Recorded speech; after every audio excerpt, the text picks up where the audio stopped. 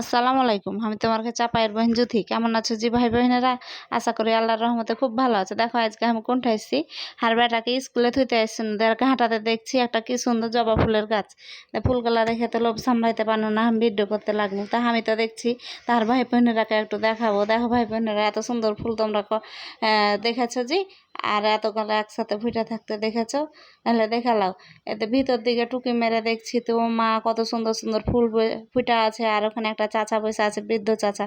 চাচাকে জিজ্ঞেস করনু কি এ ফুলগালা চাচার নাম কি, কইছে কি যে নাম আমি জানি না। তো আমি ইন্ডিয়া থেকে এই গাছটা লিয়ে এসেছিনু, চাচাকে কয়ে ভিতরে ঢুকনু, দেখ কি সুন্দর সুন্দর ফুল ফুটে আছে। ভিডিও করনু, চাচাকে পরিচয় দিনু, যেমনি পরিচয় দেওয়া। চাচা তো ভীষণ খুশি, তুমি আমার মেয়ে, তুমি আমার তুমি আমার ওই, কত খুশি হয়েছে।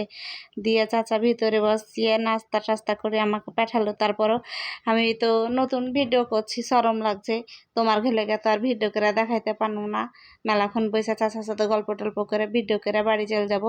তো দেখো কি জঙ্গল হ্যাঁ আছে। চাচা বৃদ্ধ মানুষ, আর বেটা দুটা বাইরে থাকে, চাকরি করে, তাই এগুলা পরিষ্কার করতে পারে না, তাই গল্প করছিল।